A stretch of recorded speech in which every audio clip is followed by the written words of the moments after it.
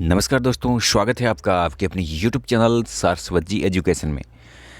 जी हाँ दोस्तों, आज बात करेंगे रीट 2021 का फॉर्म कैसे फिल करेंगे। उससे पहले माध्यमिक शिक्षा बोर्ड ने एक फॉर्म का परफॉर्मा जारी किया है, ताकि आप इस परफॉर्मा के माध्यम से इसको आप भर लें पहले प्रिंट निकाल के, और उसके बाद में ही ऑनलाइन आवेदन करें, ताकि किसी भी प्रकार की आपके गलती ना हो। तो ये परफॉर्मा कहाँ से डाउनलोड किया है वो भी हम आगे चल के आपको वीडियो में बता देंगे, और जान लेते हैं किस प्रकार का फॉर्म है और क्या कुछ करना है। तो बेसिक सी सीधी बात है, पहले पूछा गया है अभ्यर्थी का नाम। यहाँ अभ्यर्थी का नाम आ जाएगा। फिर नॉर्मल बात है, पिता का नाम, माता का नाम, आपका जेंडर क्या है, मेल या फीमेल, जो भी वो भरो। और फिर आपकी वैवाहिक स्थिति है, मैरिड है या अनमैरिड है, या जो कुछ भी आप किस कैटेगरी में आते हो वो आपको यहाँ भरना है। इतनी दे रखी है, इनमें से आपको किसी एक को फिल करना। फिर आपका कौन सा धर्म है, धर्म भरना है, यहाँ भर देना है, जो भी हो।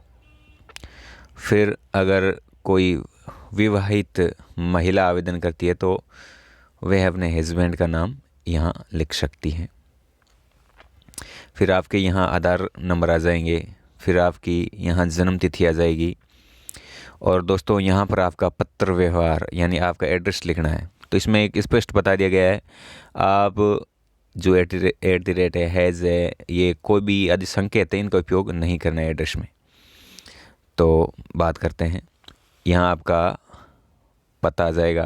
फिर आपका कौन सा डाकघर लगता है वो आ जाएगा। फिर राज्य, जिला और आपका पिन कोड। अगर आपके पास ईमेल एड्रेस है तो आप ईमेल एड्रेस दे सकते हैं। फिर यहाँ अपने मोबाइल नंबर देने हैं। और फिर यहाँ पर आपको अपनी कैटेगरी चूज़ करनी है, जिस कैटेगरी में भी आते हो आप। और जनरल के हैं कई लोग, वो अभी EWS में भी कोई लोग आ रहे हैं, तो वह EWS कैटेगरी सेलेक्ट कर सकते हैं। और ये अल्टरनेटिव मोबाइल नंबर ये भी देना चाहो तो आप वैकल्पिक है, आप देना चाहते हो दे सकते हो, नहीं तो कोई आवश्यकता नहीं है। और यहाँ आपसे पूछा गया है, क्या आप भूतपूर्व सैनिक हैं। अगर आप पहले से कोई सैनिक लगे हुए हाँ हैं तो उनकी आपको यहाँ पर डिटेल भरनी है। डिटेल कुछ नहीं है, यस एंड नो। और फिर क्या आप दिव्यांग हैं। अगर आप दिव्यांग हैं तो आपको हाँ करना, नहीं तो नहीं करना है। अगर है तो आप किस प्रकार के दिव्यांग हैं, वो सारी कैटेगरियाँ दे रखी है, उसको एक को आपको चूज़ करना है। फिर आगे की ओर बढ़ते हैं।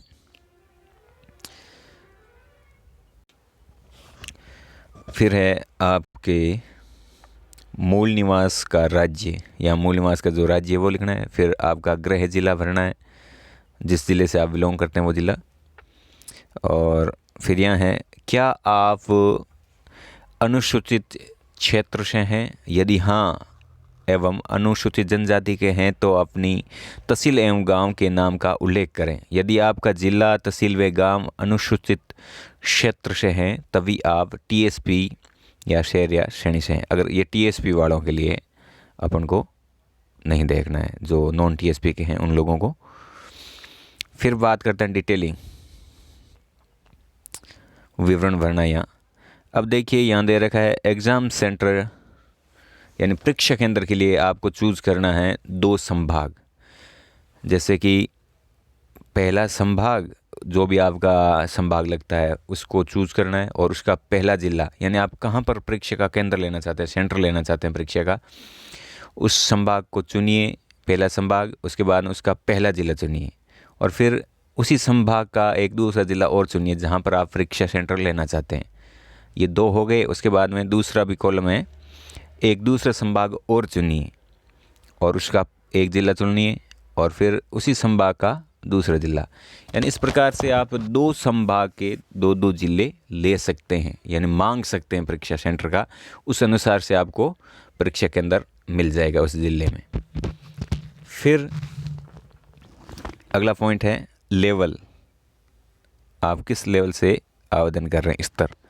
फर्स्ट लेवल से हैं तो फर्स्ट, एंड सेकंड लेवल से तो सेकंड। फिर दोस्तों ये सबसे बड़ी ध्यान रखने की बात है, यहाँ आप गलती मत कर देना। शिक्षण माध्यम की भाषा का चयन। अब देखिए दोस्तों, आपको 2 भाषाएं चुननी है। तो भाषा फर्स्ट, शिक्षण माध्यम हेतु आप पहली भाषा कौन सी ले सकते हैं? देखिए यहाँ पर दे रखी सामने, हिंदी, इंग्लिश, संस्कृत, उर्दू, सिंधी, पंजाबी एंड गुजराती। इनमें से उक्त में से कोई एक भाषा आपको यहाँ लेनी है।